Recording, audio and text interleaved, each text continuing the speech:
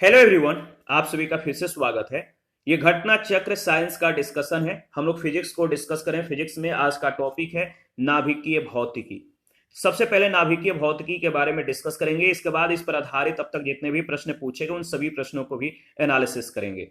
Discussion को start करने से पहले मैं बता दूं, इसका पीडीएफ अवेलेबल है। अगर आपको पीडीएफ चाहिए तो Telegram channel, Telegram quiz group या चैनल के कम्युनिटी बॉक्स में जाइए, वहां पर इसके रिगार्डिंग में इंफॉर्मेशन को अपडेट कर दिया गया है। तो चलिए स्टार्ट करते हैं। सबसे पहले नाभिकीय विखंडन यानी न्यूक्लियर फ्यूजन के बारे में डिस्कस करेंगे। देखिए, जब किसी तत्व के परमाणु पर न्यूट्रॉनों की बमबारी की जाती है तो परमाणुओं के नाभिकों का कृत्रिम विघटन होकर उनसे हल्के कण जैसे अल्फा, बीटा और प्रोटॉन इत्यादि उत्सर्जित होते हैं।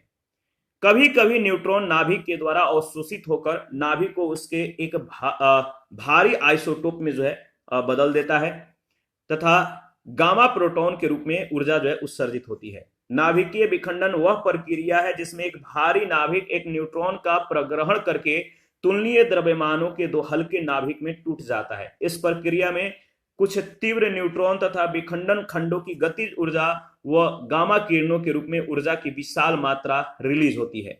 यह प्रक्रिया ही परमाणु बम तथा नाभिकीय रिएक्टर का आधार है। नाभिकीय विखंडन का सबसे महत्वपूर्ण फैक्ट यह है कि इसमें अत्यधिक ऊर्जा मुक्त होती है। इसे नाभिकीय ऊर्जा कहते हैं। और 1 ग्राम यूरेनियम का विखंडन होने पर 5 गुणे 10 के पावर 23 मेगावाट ऊर्जा उत्पन्न होगी। इतनी ऊर्जा 20 टन टीएनटी में विस्फोट करने से उत्पन्न होती है।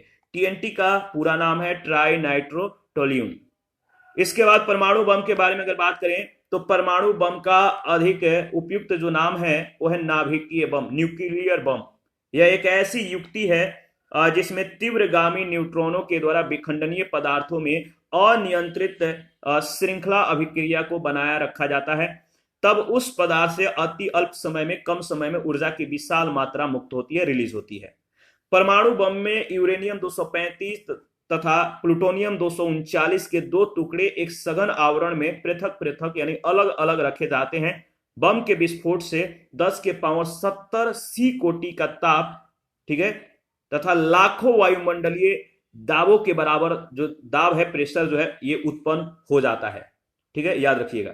इसके बाद अगर बात करें तो नाभिकीय रिएक्टर अथवा परमाणु भट्ठी क्या है। नाभिकीय रिएक्टर एक ऐसा संयंत्र है जिसमें विखंडनीय पदार्थों में स्वपोषित नियंत्रित श्रृंखला अभिक्रियाएं चलाई जाती है। उससे नियत दर पर ऊर्जा प्राप्त की जाती है।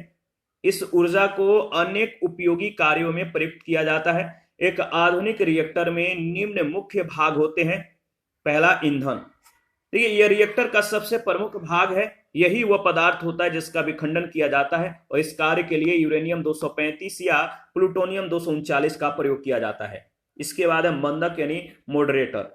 इसका कार्य क्या है तो न्यूट्रॉन के गति को कम करना होता है, क्योंकि मंदित न्यूट्रॉनों की यूरेनियम 235 या प्लूटोनियम 239 नाभिकों में विखंडन करने की प्रायिकता अधिक होती है। इसके लिए हल्का जल या सामान्य जल, भारी जल, ग्रेफाइट या बेरिलियम ऑक्साइड प्रयुक्त किए जाते हैं। हल्का जल अधिकतर प्रयोग किए जाने वाला मंदक है।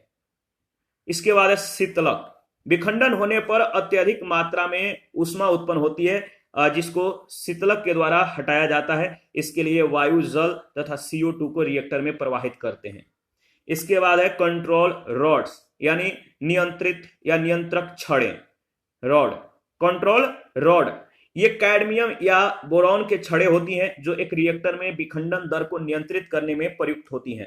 कैडमियम व बोरान मंद न्यूट्रॉनों के अच्छे अवशोषक होते हैं। जब इन छड़ों को रिएक्टर के भीतर धकेला जाता है तो विखंडन की दर कम हो जाती है।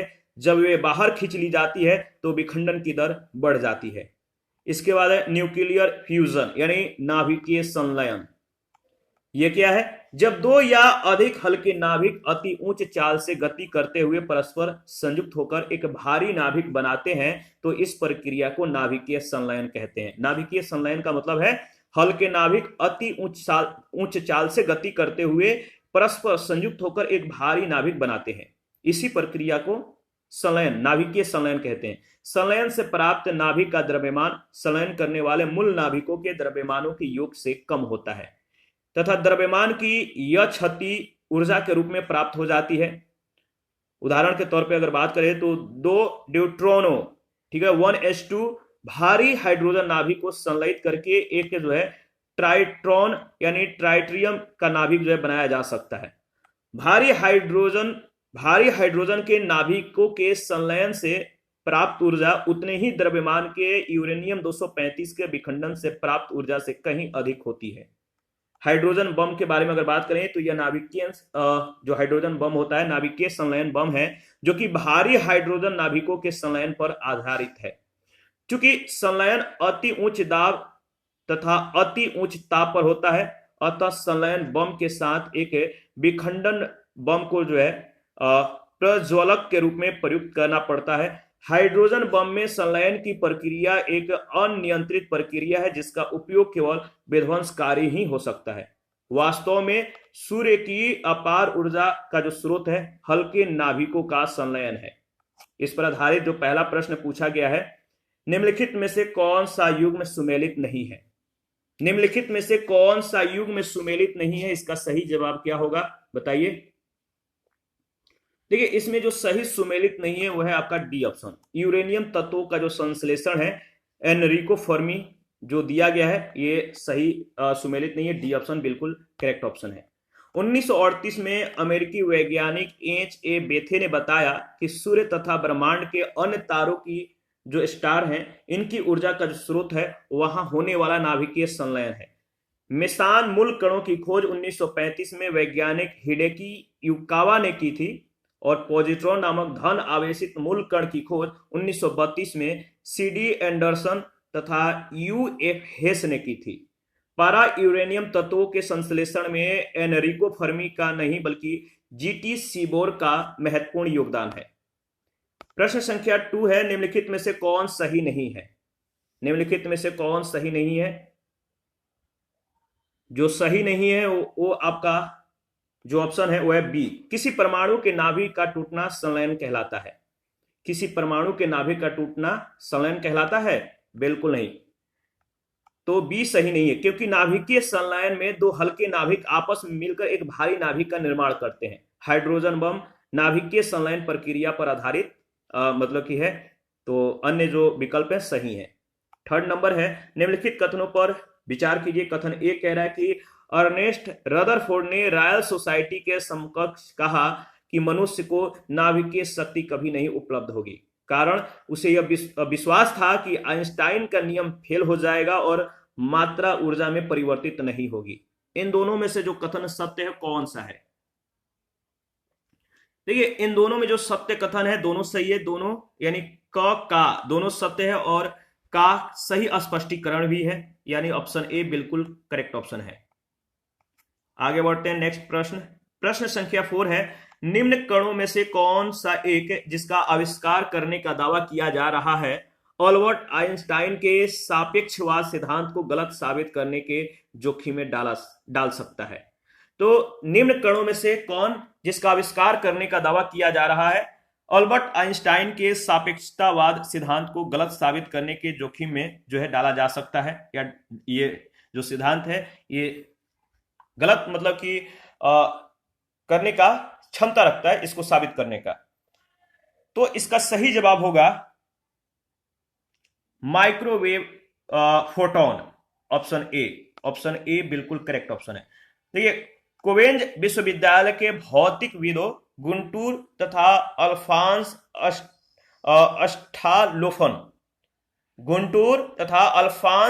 अस्टालोफन ने आइंस्टाइन के सापेक्षवाद सिद्धांत को गलत साबित करने का दावा किया है। उन्होंने माइक्रोवेव फोटोन को प्रकाश के वेग से अधिक वेग से संचारित करने का दावा किया।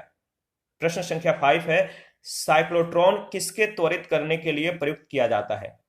साइक्लोट्रॉन किसको त्वरित करने के लिए प्रयुक्त किया जाता है? इसका सही जवाब हो जाएगा proton, B option. B option बिल्कुल करेक्ट ऑप्शन है। साइक्लोट्रॉन एक ऐसा त्वरक उपकरण है जिसके द्वारा प्रोटॉन, अल्फा कण तथा ड्यूट्रॉन आदि में उच्च वेग उत्पन्न किया जाता है। 6 नंबर है, पेयजल में गामा उत्सर्जक समस्थानिक है या नहीं, इसकी पुष्टि निम्नलिखित में से किससे की जा सकती है? पेयजल में गामा उत्सर्जक समस्थानिक है या नहीं, इसकी पुष्टि निम्नलिखित में से किससे की जा सकती है? तो याद रखिएगा, प्रस्फुरण गणक के द्वारा, यानी सी ऑप्शन इसका सही जवाब है। पेयजल में गामा उत्सर्जक समस्थानिक की उपस्थिति का पता प्रस्फुरण गणक से जो है लगाया जाता है। 7 नंबर है, सूर्य पर ऊर्जा का जो निर्माण होता है किसके द्वारा? सूर्य पर ऊर्जा का जो निर्माण होता है किसके द्वारा होता है? तो देखिए इसका सही जवाब है नाभिकीय संलयन के द्वारा, बी ऑप्शन, नाभिकीय संलयन। सूर्य तथा ब्रह्मांड के अन्य तारों की ऊर्जा का जो स्रोत है वहां पर होने वाला नाभिकीय संलयन है। सूर्य का अधिकांश भाग हाइड्रोजन और हीलियम का बना हुआ है। इसके भीतर के भाग का ताप करीब जो है 10 के पावर 7 केल्विन होता है और इतने अधिक ताप पर हाइड्रोजन नाभिकों का संलयन होता रहता है तथा अपार ऊर्जा जो है मुक्त होती है। इनके अतिरिक्त तारों में गुरुत्वीय संकुचन भी उनकी ऊर्जा का एक स्रोत होता है। आगे बढ़ते हैं, प्रश्न संख्या 8। अपनी अगर बात करें तो तारा जो है, स्टार जो होते हैं, अपनी ऊर्जा प्राप्त करते हैं किन से? तारे अपनी ऊर्जा को किन से प्राप्त करते हैं? तो नाभिकीय संलयन से और गुरुत्वीय संकुचन से। पहला और दूसरा बिल्कुल सही है, यानी ऑप्शन ए में जो पहला दूसरा दिया गया है बिल्कुल सही जवाब है। तारे अपनी ऊर्जा निम्न में से किस प्रकार प्राप्त करते हैं? तारे अपनी ऊर्जा निम्न में से किस प्रकार से प्राप्त करते हैं? नाभिकीय संयोजन के फलस्वरूप, ऑप्शन ए बिल्कुल सही जवाब। प्रश्न संख्या 10। सितारों में अक्षय ऊर्जा के स्रोत का कारण क्या है? सितारों में अक्षय ऊर्जा के स्रोत का जो कारण है वो क्या है?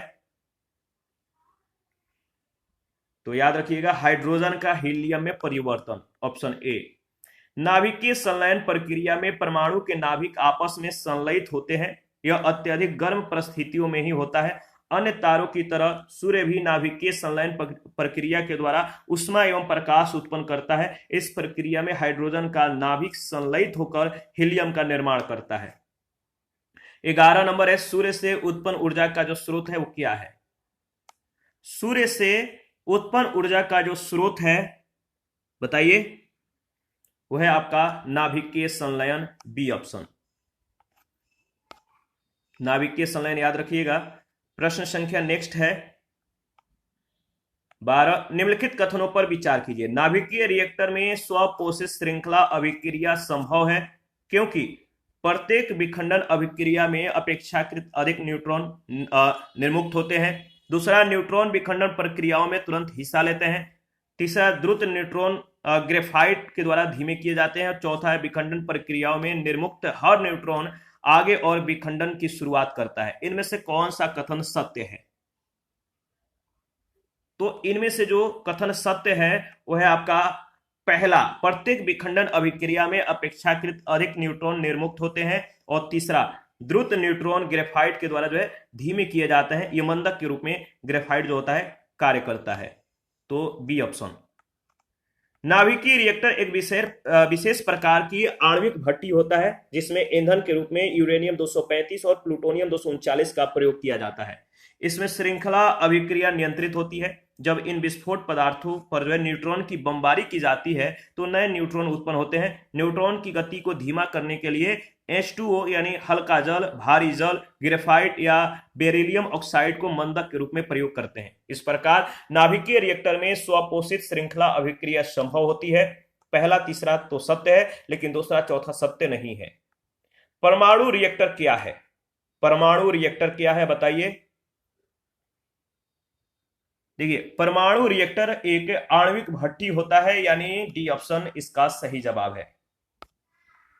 14 नंबर है, कौन सा कथन नाभिकीय विखंडन से संबंधित नहीं है? कौन सा कथन नाभिकीय विखंडन से संबंधित नहीं है? तो इसका सही जवाब है तारों में ऊर्जा उत्पन्न करना। 15 नंबर है, अच्छा इसके बारे में देख लेते हैं। नाभिकीय विखंडन में एक भारी नाभिक न्यूट्रॉन की बमबारी से दो अपेक्षाकृत जो है हल्के रेडियो एक्टिव नाभिकों में टूट जाता है, जिसका सम्मिलित द्रव्यमान मूल नाभिक के द्रव्यमान से कम होता है। द्रव्यमान की यह क्षति ऊर्जा के रूप में मुक्त होती है। इसके विपरीत नाभिकीय संलयन में दो या अधिक हल्के नाभिक एक अकेले नाभिक में संलयित हो जाते हैं, जिसका द्रव्यमान संलयित होने वाले नाभिकों के द्रव्यमानों के योग से कम होता है।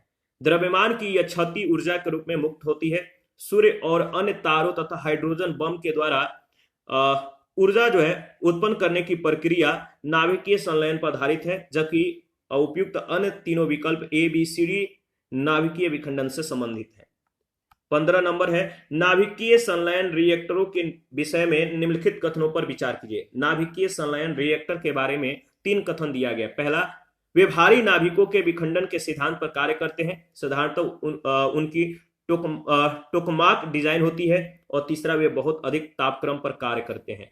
तो नाभिकीय संलयन रिएक्टर के विषय में 3 कथन को आप जो है एनालिसिस करके बताइए कि इनमें से कौन सा सत्य है। तो देखिए, अगर बात करें तो इसमें दूसरा और तीसरा कथन जो है, स्टेटमेंट जो है बिल्कुल सही है। तो सी ऑप्शन बिल्कुल करेक्ट ऑप्शन हो जाएगा। नाभिकीय संलयन में दो हल्के नाभिक आपस में मिलकर एक भारी नाभिक का निर्माण करते हैं, पहला सही नहीं है। नाभिकीय संलयन अभिक्रियाओं को ताप नाभिकीय अभिक्रिया कहते हैं, क्योंकि ये अभिक्रियाएं बहुत ऊंचे ताप पर होती हैं। साधारणतः नाभिकीय संलयन रिएक्टरों की टोकमाक डिजाइन होती है। 16 नंबर है नाभिकीय रिएक्टर और परमाणु बम में यह अंतर है। क्या अंतर है?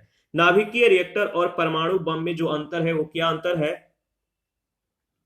तो नाभिकीय रिएक्टर में श्रृंखला अभिक्रिया नियंत्रित होती है, बी ऑप्शन। जो अंतर है वो बी में दिया गया है। नाभिकीय रिएक्टर और नाभिकीय बम समान सिद्धांत पर कार्य करते हैं, लेकिन नाभिकीय रिएक्टर में होने वाला नाभिकीय विखंडन मंदक के द्वारा नियंत्रित होता है, जबकि नाभिकीय बम में यह अभिक्रिया अनियंत्रित होती है। नाभिकीय विखंडन एक श्रृंखला अभिक्रिया है। इसके बाद प्रश्न संख्या 17 है रेडियोधर्मिता के संदर्भ में निम्नलिखित कथनों में से कौन सा कथन सत्य है? पहला है रेडियोधर्मिता एक नाभिकीय गुण है। दूसरा, नाभिकीय विखंडन के सिद्धांत पर हाइड्रोजन बम बनाया जाता है। इनमें से कौन सा कथन सत्य है, बताइए। तो पहला केवल सत्य है, ऑप्शन ए करेक्ट ऑप्शन है। रेडियोधर्मिता एक नाभिकीय गुण है। हाइड्रोजन बम नाभिकीय संलयन के सिद्धांत पर कार्य करता है। प्रश्न संख्या 18 है भारत के संदर्भ में निम्नलिखित कथनों पर विचार कीजिए। पहला, मोनाजाइट दुर्लभ मृदाओं का स्रोत है। दूसरा, तीसरा, चौथा भी जो है स्टेटमेंट को आप पढ़ के एनालिसिस करके इसका सही जवाब दीजिए। भारत के संदर्भ में जो कथन दिया गया है कि पहला कि मोनाजाइट दुर्लभ मृदाओं का स्रोत है, क्या यह सही है? बिल्कुल, तो बिल्कुल यह सही है, पहला सही है। मोनाजाइट में थोरियम होता है, बिल्कुल। और तीसरा दिया गया है कि भारत की समस्त तटवर्ती बालुकाओं में मोनाजाइट प्राकृतिक रूप से होता है, बिल्कुल गलत। चौथा है भारत में केवल सरकारी निकाय की मोनाजाइट संसाधित या निर्यात कर सकते हैं। तो पहला, दूसरा और चौथा सही है। पहला, दूसरा, चौथा यानी बी ऑप्शन। आगे बढ़ते हैं।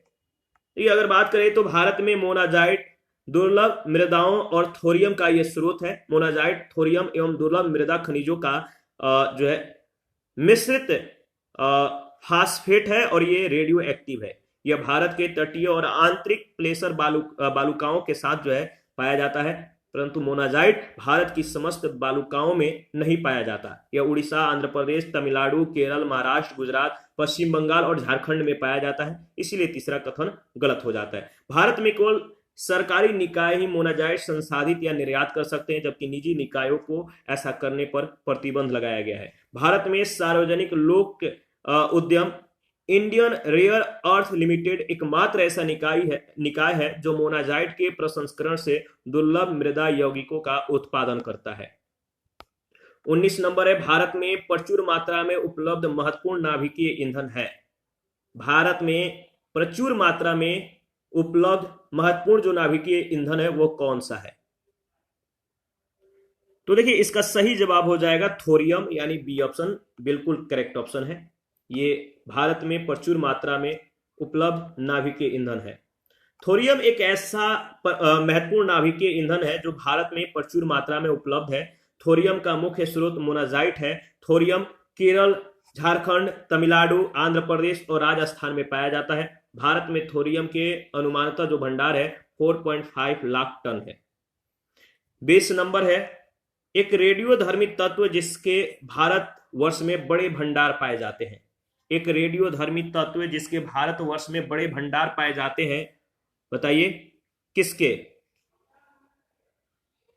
तो इसका सही जवाब है थोरियम के, यानी सी ऑप्शन। 21 नंबर है, कुछ लोगों का सोचना है कि तेजी से बढ़ रही ऊर्जा की जरूरत पूरी करने के लिए भारत को थोरियम को नाभिकीय ऊर्जा के भविष्य के ईंधन के रूप में विकसित करने के लिए शोध और विकास करना चाहिए। इस संदर्भ में थोरियम यूरेनियम की तुलना में कैसे अधिक जो है लाभकारी है?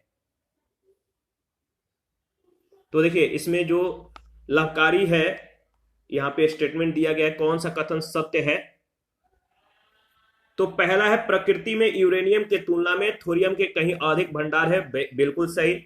उत्खनन प्राप्त खनिज से मिलने वाली प्रति इकाई द्रव्यमान ऊर्जा की तुलना की जाए तो थोरियम प्राकृतिक यूरेनियम की तुलना में कहीं अधिक ऊर्जा उत्पन्न करता है, बिल्कुल सही।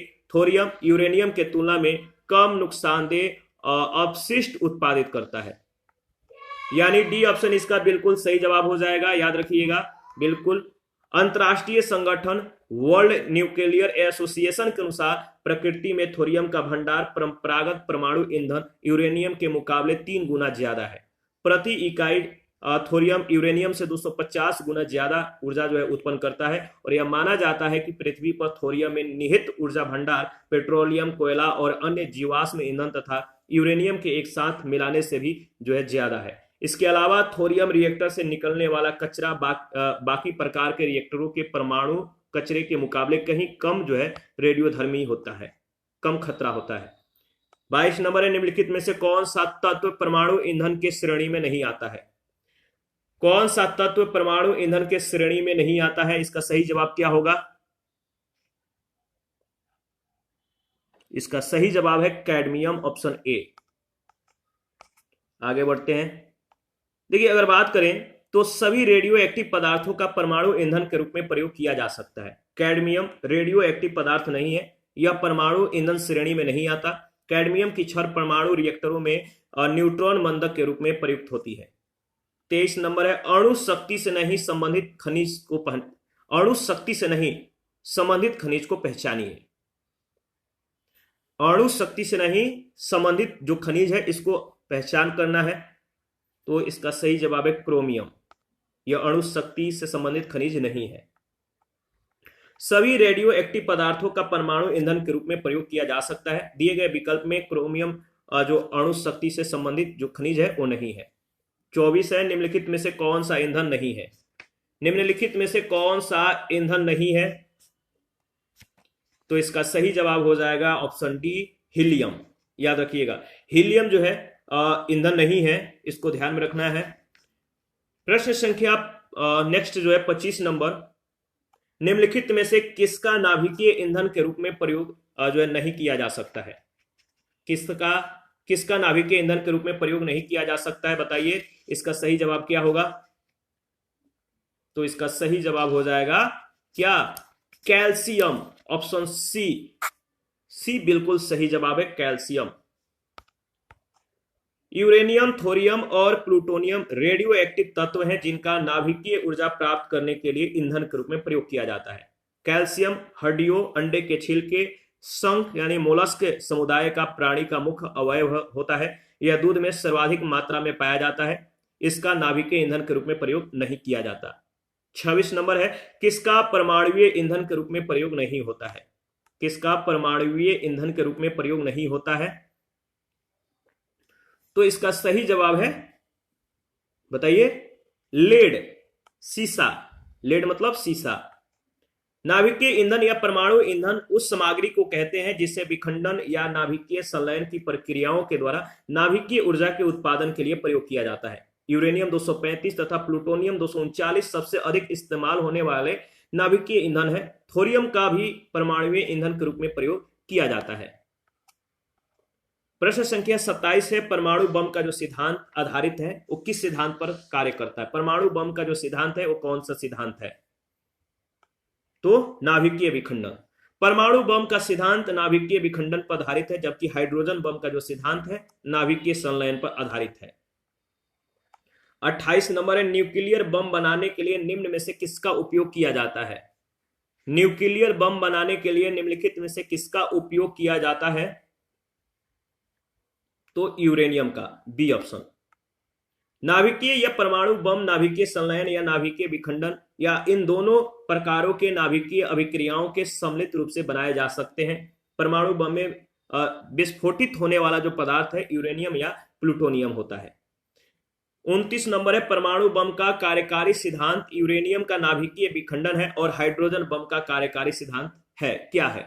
हाइड्रोजन बम का जो कार्यकारी सिद्धांत है क्या है? तो ड्यूटोरियम का नाभिकीय संलयन, ऑप्शन ए।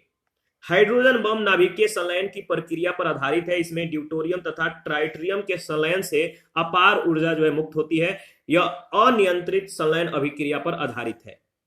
प्रश्न संख्या 30, हाइड्रोजन बम निम्न में से किस सिद्धांत पर आधारित है? हाइड्रोजन बम निम्नलिखित में से किस सिद्धांत पर आधारित है? तो अनियंत्रित संलयन अभिक्रिया पर, बी ऑप्शन। 31, हाइड्रोजन बम विकसित किया गया था किसके द्वारा? हाइड्रोजन बम किसके द्वारा विकसित किया गया था? तो एडवर्ड टेलर के द्वारा, ऑप्शन ए इसका सही जवाब है। याद रखिएगा 1908 में हंगरी में जन्मे अमेरिकी वैज्ञानिक एडवर्ड टेलर को हाइड्रोजन बम के जनक यानी फादर ऑफ हाइड्रोजन बम कहा जाता है। नवंबर 1952 में संयुक्त राज्य अमेरिका के द्वारा प्रथम हाइड्रोजन बम का परीक्षण प्रशांत महासागर स्थित मार्शल द्वीप में किया गया था। 32 है, संवृद्ध यूरेनियम होता है। संवृद्ध यूरेनियम होता है, क्या होता है? प्राकृतिक यूरेनियम जिसमें रेडियोधर्मी यूरेनियम 235 आइसोटोप का घटक कृत्रिम रूप से बढ़ाया जाता है। तो बी ऑप्शन। देखिए, संवृद्ध या संवर्धित यूरेनियम एक प्रकार का यूरेनियम है जिसमें समस्थानिकों को विलग करने की प्रक्रिया के द्वारा यूरेनियम 235 का प्रतिशत संगठन कृत्रिम रूप से बढ़ाया जाता है। 33, यूरेनियम के रेडियोधर्मी विघटन का अंतिम उत्पाद है। यूरेनियम के जो यूरेनियम है इसके रेडियोधर्मी विघटन का जो अंतिम उत्पाद है किस रूप में प्राप्त होता है? अंतिम उत्पाद क्या है? तो इसका अंतिम उत्पाद सीसा है, लेड है। देखिए, यूरेनियम के रेडियोधर्मी विघटन का अंतिम उत्पाद सीसा है, लेड है। 34 नंबर, एक रेडियो एक्टिव पदार्थ की अर्ध आयु 4 महीने है। इस पदार्थ के 3/4 का क्षय होने में जो समय लगेगा वो कितना लगेगा? एक रेडियो एक्टिव पदार्थ की अर्ध आयु 4 महीने की है। इस पदार्थ के 3/4 का क्षय होने में जो समय लगेगा वो कितना लगेगा? इसका सही जवाब है 8 महीने लगेगा। कैसे? मान लीजिए टी हाफ जो है 4 महीने, शेष मात्रा जो है 1 - 3/4 बराबर 1/4। सूत्र से अगर बात करें तो 1/4 बराबर 1/2 का होल n और 1/2 स्क्वायर बराबर 1/2 का होल n बराबर क्या होगा? n बराबर 2। 3/4 भाग 6 होने में जो समय लगता है nt हाफ, ठीक है, यानी 4 × 2 यानी 8 महीने। इसके बाद है 35, किसी विघटनाभिक तत्व की अर्ध आयु 5 वर्ष की होती है। 20 वर्ष बाद विघटनाभिक पदार्थ का जो अंश बच जाता है वह है तो 1/16। कैसे? तो वही है टी हाफ बराबर 5 वर्ष, 20 वर्ष बराबर 20/5 यानी 4 × टी हाफ। 4 × टी हाफ बाद शेष मात्रा जो होगा 1/2 का जो घात होगा 4 यानी 1/16। 36 नंबर है, एक रेडियोधर्मी पदार्थ की अर्ध आयु 10 दिन है। इसका अभिप्राय क्या है? इसका अभिप्राय है कि पदार्थ के 3/4 भाग का विघटन 20 दिनों में हो जाएगा। 10 दिन में पदार्थ अपनी मूल मात्रा का आधा हो जाएगा, शेष आधा भाग विघटित होकर 10 दिन में चौथाई बचेगा, यानी पदार्थ के 3/4 भाग का विघटन 20 दिनों में हो जाएगा। 37, निम्नलिखित में से कौन सा एक रेडियो एक्टिव नहीं है? बताइए, निम्नलिखित में से कौन सा एक रेडियो एक्टिव नहीं है? तो इसका सही जवाब है जर्कोनियम, डी ऑप्शन। जर्कोनियम जिसका परमाणु क्रमांक 40 होता है एक रेडियो एक्टिव तत्व नहीं है। ऐसे तत्व जिनका परमाणु क्रमांक 80 से अधिक होता है रेडियो एक्टिव प्रदर्शित करते हैं। प्रश्नगत विकल्पों में एस्टेटाइन परमाणु क्रमांक 85 एवं फ्रेंसियम जिसका परमाणु क्रमांक 87 होता है रेडियो एक्टिव तत्व है, जबकि ट्रिटियम या ट्राइटियम हाइड्रोजन का रेडियो एक्टिव समस्थानिक है। 38 है, निम्नलिखित में से कौन सा यूरेनियम समस्थानिक परमाणु ऊर्जा संयंत्र में बिजली उत्पादन में इस्तेमाल किया जाता है। निम्नलिखित में से कौन सा यूरेनियम समस्थानिक परमाणु ऊर्जा संयंत्र में बिजली उत्पादन में जो है इस्तेमाल किया जाता है, तो इसका सही जवाब हो जाएगा यूरेनियम 235। परमाणु ऊर्जा संयंत्रों में याद रखिएगा, परमाणु ऊर्जा संयंत्रों में विद्युत उत्पादन में यूरेनियम समस्थानिक या यूरेनियम 235 का प्रयोग किया जाता है। इसी के साथ आज का जो सेशन है समाप्त करते हैं। नेक्स्ट सेशन में बचे हुए प्रश्नों को कवर करेंगे। आप अपना प्रतिक्रिया देते रहिए, आपके प्रतिक्रियाओं का हमें बेसब्री से इंतजार आता है। जिन लोगों ने Telegram channel, Telegram quiz group, Facebook page, Instagram को ज्वाइन नहीं किया है, वीडियो के डिस्क्रिप्शन बॉक्स में उसका लिंक है, आप ज्वाइन कर सकते हैं। Thank you.